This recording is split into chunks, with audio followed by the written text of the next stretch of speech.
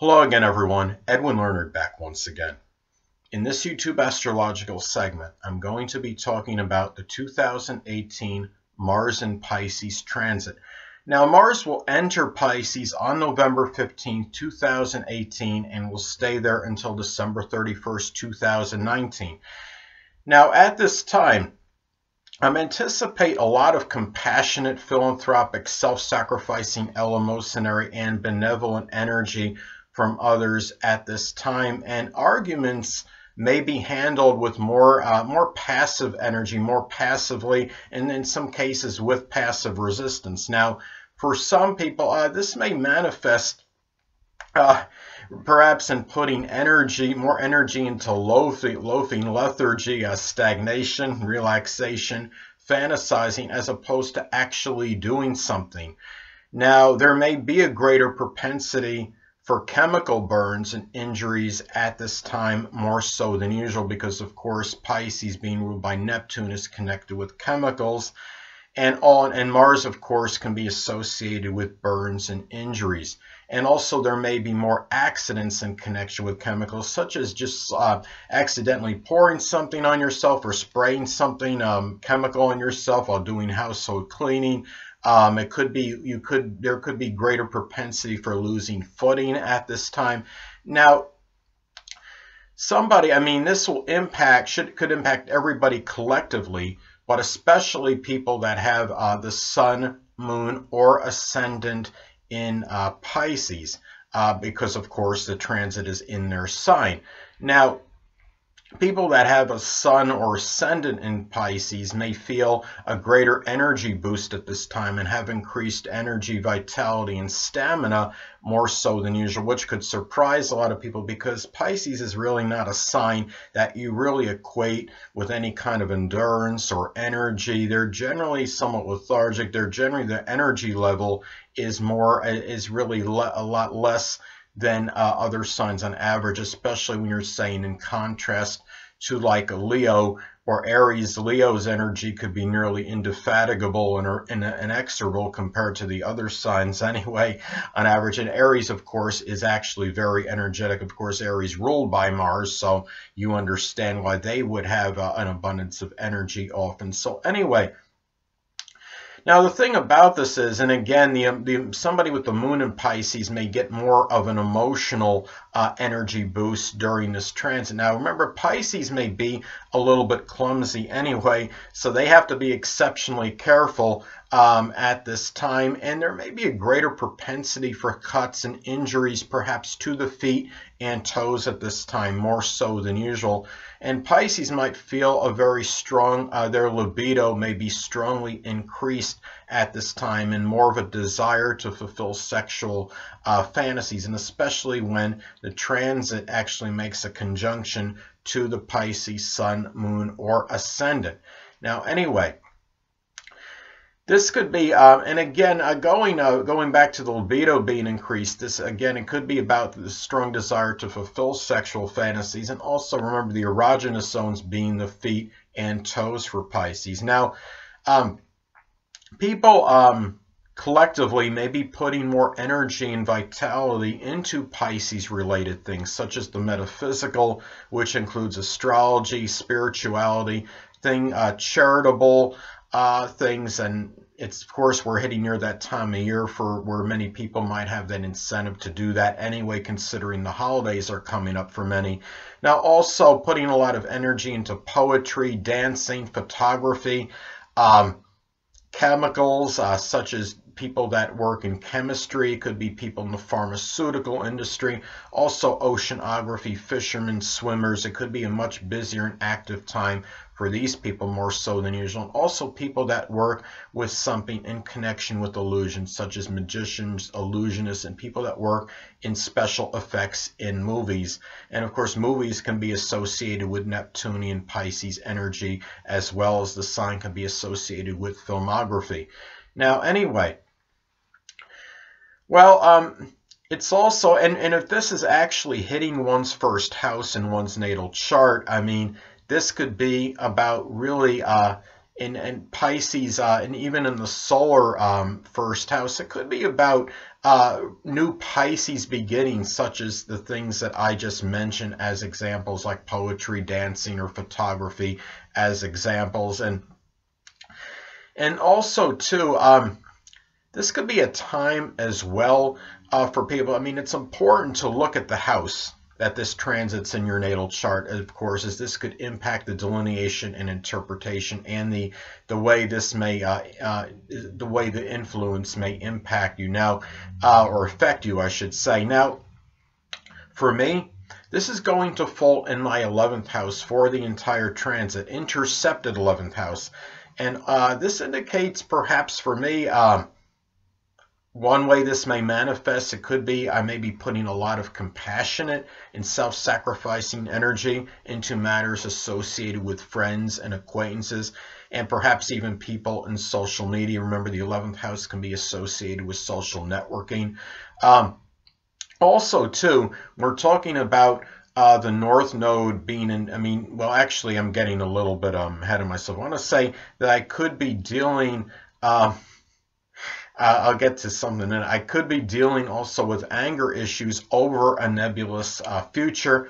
And perhaps, though, on a positive, and perhaps I may be putting a lot of energy and vitality into the metaphysical,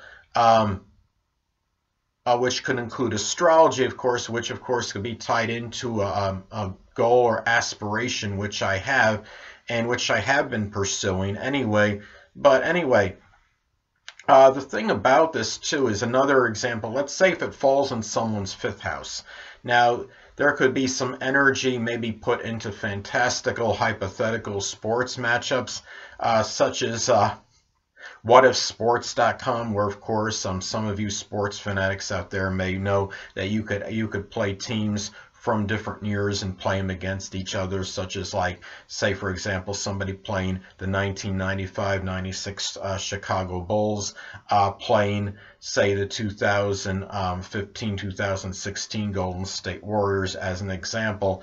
Now, another thing is, it's also important to look at the aspects this makes, as this could impact the way this transit may affect you.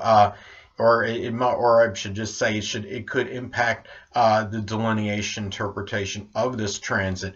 Now, for me, this transit is going to make a conjunction to my North Node in Pisces starting on November 18th, and will be there till, we'll make that conjunction till November 26th. Now, this could manifest, of course, in a multitude of ways. Now, this could be where I might be directed and perhaps urged toward maybe fighting for those that are defenseless, that may be overly, it could be that are overly passive, maybe don't have the ability to stand up for themselves. These people may be in the form of friends, acquaintances, someone I know in social media, social networking. It could also manifest perhaps in really about the future, putting energy perhaps into the metaphysical, and really the future is again connected with putting energy into the metaphysical, which of course can include astrology, and doing so in a group related manner, because of course the 11th house can be connected with groups, clubs, and organizations, and the North Node is associated with the future. So anyway, and also another thing, this could be about putting more out of compassionate and self-sacrificing energy into social media, and also the esoteric. And again, the esoteric can, one example of the esoteric is astrology, so it seems like it's still going to be tied in for that with me. Now, another thing I noticed as far as United States chart, now, in the United States chart, the one I use is the Sagittarius Ascendant chart. I know some people use other ones, but I like the Sag Ascendant chart. Now, transit Mars in Pisces will be in the United States 3rd house for the entire transit. Now, I could see this could manifest perhaps in increased driving under the influence incidences, incidents, I should say, and a lot of confused, chaotic driving, and perhaps accidents connected with slippery chemicals on the road, perhaps. And I would say even maybe more foggy conditions as well. I mean, Pisces is nebulous energy, and I think especially when Mars makes the conjunction to Neptune during this transit. So anyway, and it's going to make that, it'll make that conjunction from December 2nd to December 12th.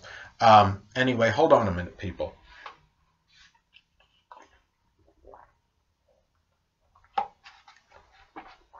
Sorry about that, I'm back. Anyway, now another thing, an important point or juncture in this transit, I think, is going to be, you're going to have from November 15th to the 27th of November, there will be a square from Mars in Pisces to Jupiter in Sagittarius. Now, at this time, I mean, I see this could be very adversarial. I see this as perhaps a very strong clash at this time between metaphysical energy, which of course can include astrology, spiritual energy, and religious philosophical beliefs. Now, I understand these battles may be perpetual anyway, and they're ongoing, but they may be more intensified with this transit aspect. Now, also, people may be overly idealistic as to what can be accomplished, as this could give distorted energy, I believe, when you have Mars making an adverse aspect to Jupiter.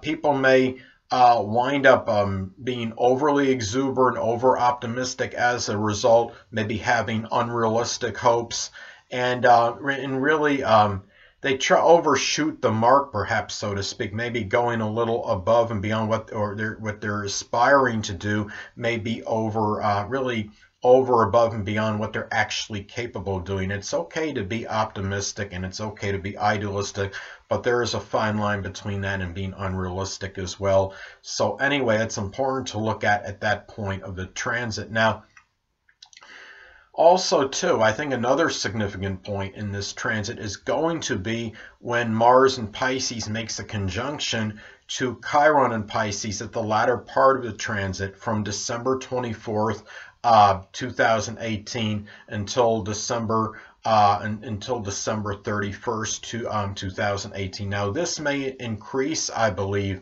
propensity for wounds, suffering connected with alcohol, drugs, other addictions perhaps, and there could be some harm inflicted on for those things as well. It could be alcohol-infused rage. Also, remember that Chiron is the wounded healer, so there also another way this could manifest perhaps is abundant energy and vitality being injected into helping and healing others that are less fortunate, using much self-sacrifice. It could be doing things connected with the metaphysical, which could include astrology. There could be some kind of spiritual healing, and also in ways of making maybe fantasies, trying to help making fantasies and dreams of others manifest into reality. Now, perhaps that will be a New Year's wish, maybe for some people, since that would be just around the corner. Now, another thing to look at, too, is that the moon will be in Scorpio at the end of this transit. Now, you might have a little bit of this vengeful, vindictive energy, and also perhaps you might see more poisoning of others having this strong Pisces energy, especially with this, you have angry Mars making that conjunction to Chiron toward the end of this transit. I'm thinking, this might be a little bit going a little bit far, but could we see some chemical warfare at this time? Maybe maybe not on a great big scale, but maybe on a lighter scale. Remember that Mars is going to make an exact conjunction to the fixed star Sheet on December 30th, 2018. Now, this could be a time of great tribulation, sorrow, and it could be, I wouldn't be surprised if in some cases there might be gunfire involved, volatile actions. You might have more inundations. It might be and a mass shooting would not surprise me And really the conjunction to Chiron with this Mars in Pisces 29, when it hits the end, turns to 29 degrees, and Chiron I think is like 28 at the time. It's going to be, it could be a very kind of fateful period again, with a lot of very strong tribulation, adversity, I believe. And I think homicides you might see a lot of homicides at this time. And it wouldn't put me in a great state of shock or state of bewilderment if there is a mass shooting that occurs at or around this time. So anyway, people, that'll conclude this YouTube astrological segment for my take on the 2018 Mars in Pisces transit. And stay tuned next time, where I'm going to be giving you part 2 of the 2018 Mars in Pisces transit. And in that segment, I'm going to talk about the transit's possible impact on the zodiac signs Aries, Taurus, Gemini, Cancer, Leo, and Virgo. And yes, it will apply and pertain to the Sun, Moon, and Ascendant. 2 things I want to get with you on before I head out. Firstly, the stars may impel, but do not compel. And secondly, never isolate any single astrological element, aspect, planetary placement, position, configuration, influence, or what have you, and make an analysis of a person, astrologically speaking, based on this alone, because astrologically speaking, the person is the sum of all their components in their natal chart, and not just one. Until next time, people, stay well.